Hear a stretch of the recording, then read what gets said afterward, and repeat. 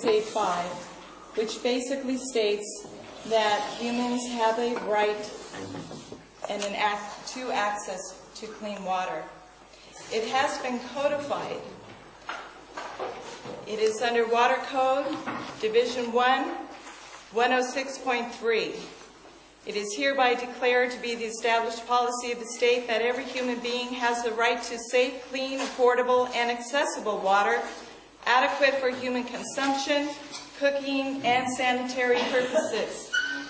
All relevant state agencies, including the Department, the State Board, the State Department of Public Health, shall consider this state policy when revising, adopting, or establishing policies, regulations, and grant criteria when these policies, regulations, and criteria are pertinent to the uses of water described in this section.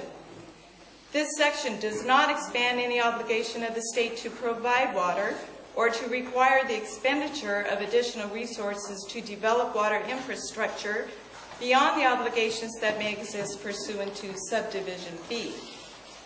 This section shall not apply to water supplies for new development. The implementation of this section shall not infringe on the rights or responsibilities of any public water system.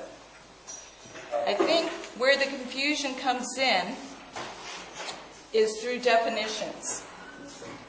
I believe, Mr. Almoetti, you have a copy of this letter that was submitted by a resident of Slab City. Have you had a chance to read it? Okay. For those of you who do not have a copy in hand, it is available online. I can get you directed to that. But specifically what I want to point out is that in the past couple of years, the Imperial County Public Health Department has effectively stopped several businesses in rural Niland from providing tap water to the community via outside water faucets. Now they are stopping the Niland Community Center from providing the same tap water.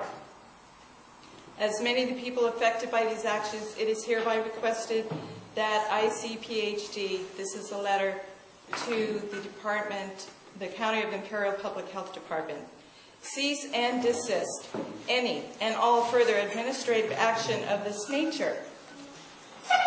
This is in reference to the letter that was addressed to you, Mr. Almoetti, from the county department, and that was posted. Despite the ICPHD's outline of the state's permit license requirements that are applicable to the provision of potable water for the public from the Niland Camber of Commerce building, there is absolutely no legal prohibition against the practice whereby the general public brings their own containers to obtain tap water that is provided by a licensed public utility. Furthermore, the insistence that the Niland Community Center or other similarly situated place needs a retail water facility license to provide such tap water is legally indefensible because that license only applies to vended water. So here's where the confusion has come in. Definitions. Retail water facility means any commercial establishment where vended water is sold and placed in customers' containers or placed in containers sold or given to customers who come to the establishment to obtain water. Clearly, that is not happening here. Vended water means any water that is dispensed by a water vending machine, retail water facility, or water from a private water source, or other water as defined in section 111170, that is not placed by a bottler in sealed containers and that is dispensed by a water vending machine, retail water facility, water hauler, or any other person or facility for drinking, culinary, or other purposes involving a likelihood of water being ingested by humans.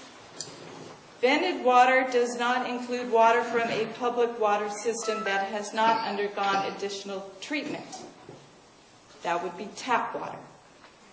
California Health and Safety Code 11-1070B. The facts are clear.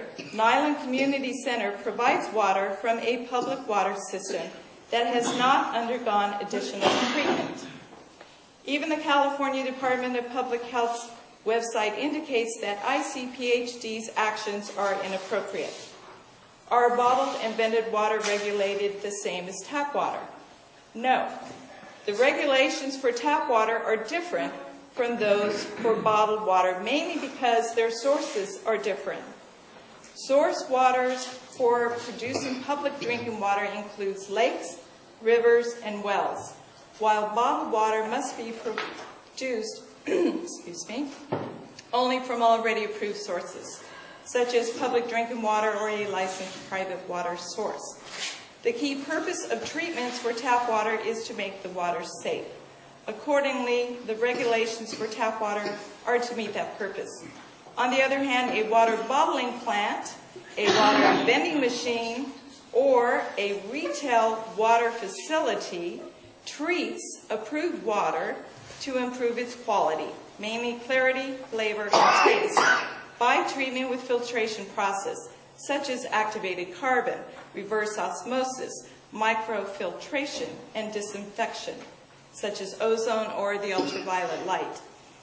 Since the source water, purpose, and the types of equipment used for tap water are different from those for bottled water and vended water, comparing the regulations for the two different groups of products is not appropriate. Bottled water and vended water in California and frequently asked questions, and there's a website there that you can address. So with this information, I believe it is fully in the Chamber's rights and legal responsibilities under AB 685 to provide access to water. It is a human right. It is a right granted, but we don't have to give it to you. I'm sorry. You have a right to get it. You can go out and buy it anywhere you want to.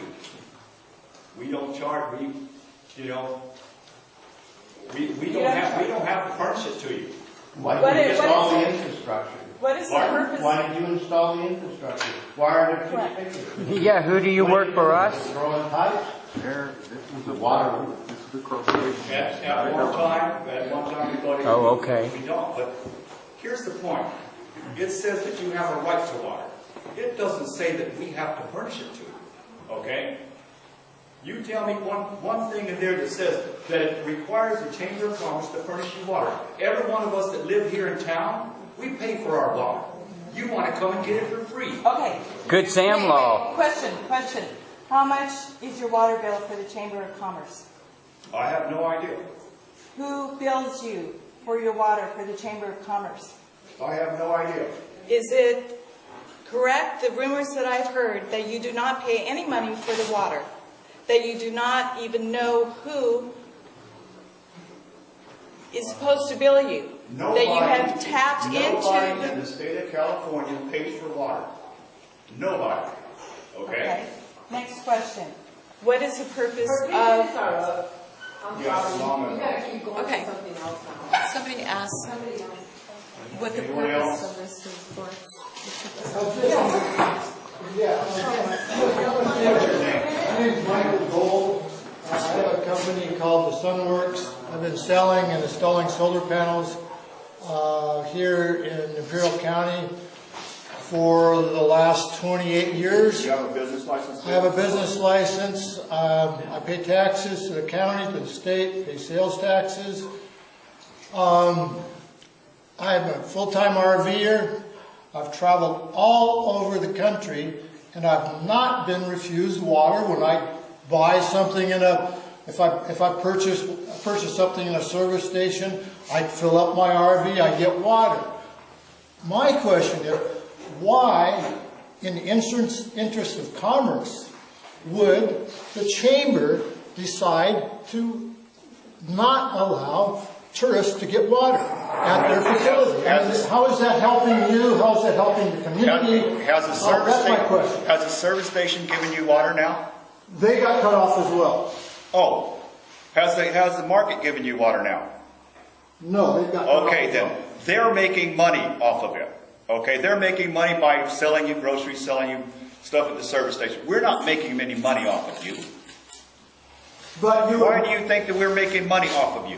what I would propose is that the chamber, in the interest of providing commerce, in the interest of promoting tourism, in the interest of goodwill, it would be to their benefit and the benefit of the community to share water. That's all I'm proposing. Yeah. In any other county, any other state, don't hold up water. I mean, that's not, you're not promoting tourism by cutting off the water to all your friends and neighbors. I don't get it. You know, when I look around here, I see a bunch of faces that I've never seen before. You want to come in and get something for nothing, okay? You have not contributed anything to the Chamber of Commerce. Not any one of you people that have come in here asking for money. I beg your pardon. I gave a $50 bill to Vincent to help pay for the water. Did you receive $50 from Vincent, Linda? No. Okay, then you go back and you see him because he stole it from us, okay? And you talk to Vincent about that. And I've also put money in that donation box. I don't know anything about that. Well, I do. Okay, you do, and then that's your work. So, yes. RVs can get water in their RV trucks, trailers or trucks, motorhomes, whatever you want to call them. If they go and dump at the dump station, they can still get water. Just like anywhere else. All right. That's the only business that the chamber has that you could participate to. But there's a sign out there that says it's not potable. That water is not portable. When you pull up and put your $10 in that box, then you get water. You can haul it in there, I don't care about that. You just can't drink It it. costs you $10 to get gas and dump it in the toilet. Yeah, I understand that, but the sign still reads it's not potable. And then whatever. Would you want to put your water, you want to use that water hose? No, what you're saying. That water is the same water that's out there. That water hose goes in the bag. All right, Robert. Wait a minute. Okay. And when you go to that red post to pay, there is a closet there, you fill your RV just like